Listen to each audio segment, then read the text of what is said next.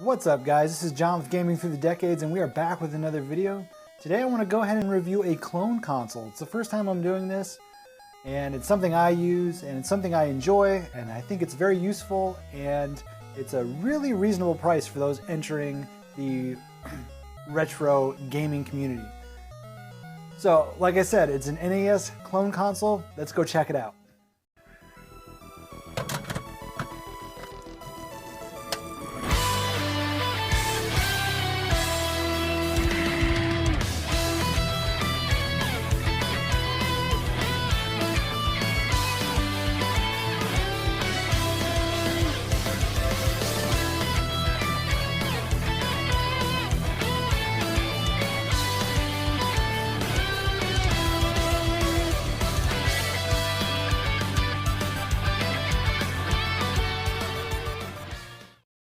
Alright guys, so this is a 8-bit entertainment system.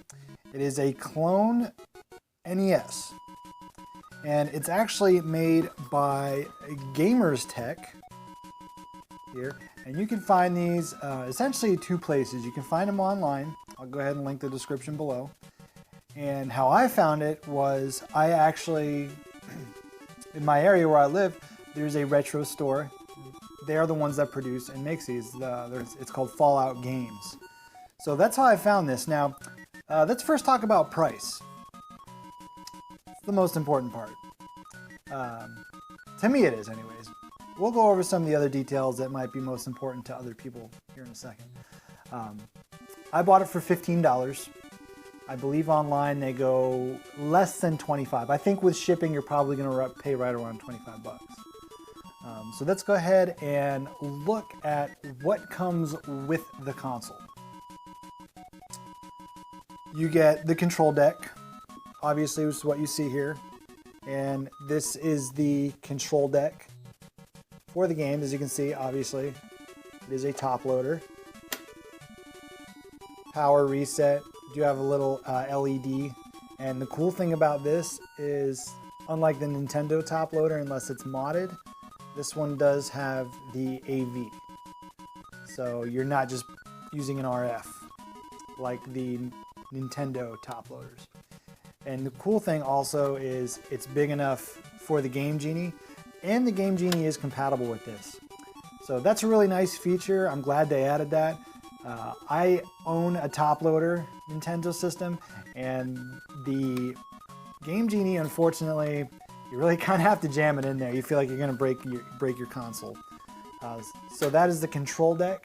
You do get two controllers. Now these are also clone Nintendo controllers.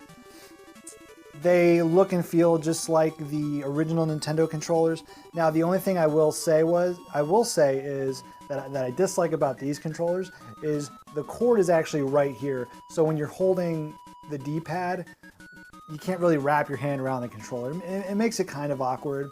But again, the nice thing is this will take standard Nintendo controllers. So you get them, you don't like them, you could toss them. Go ahead and put a Nintendo controller in there.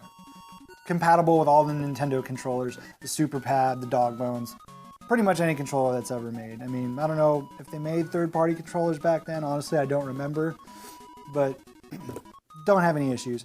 You get the AC adapter, obviously, and the AV cable, obviously, of course.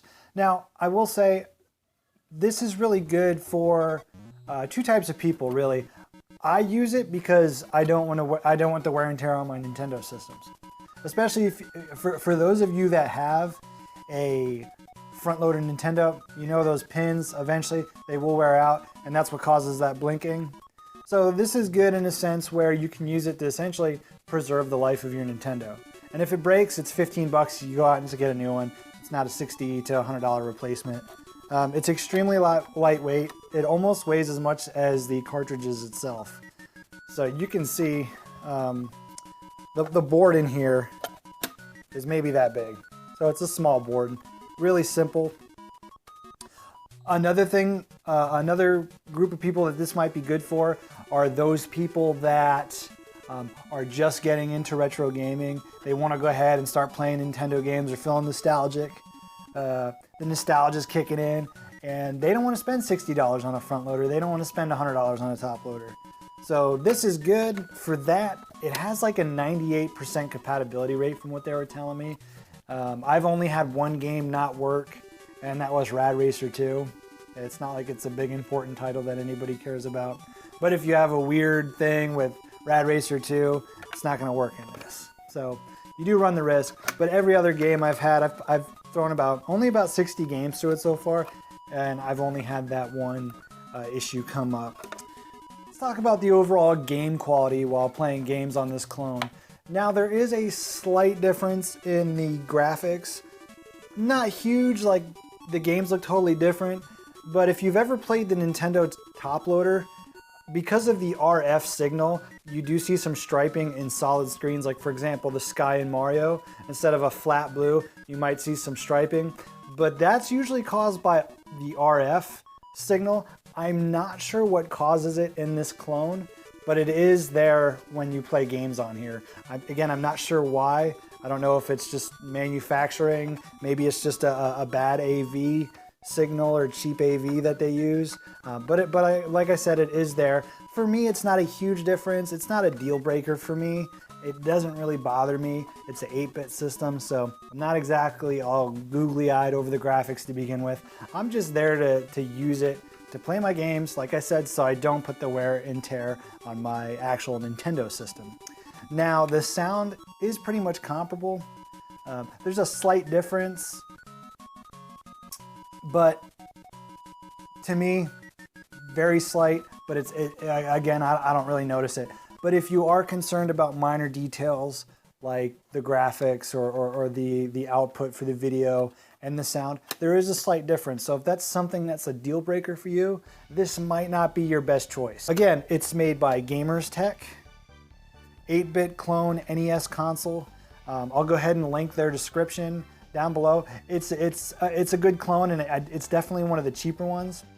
They also make a Super Nintendo clone that I can discuss in a later video, and that one goes for about $35, but essentially the same thing. Compatible with all the Nintendo controllers and obviously all the cartridges. So again, I'll go ahead and link it below. It's the Gamerztek 8-bit entertainment system.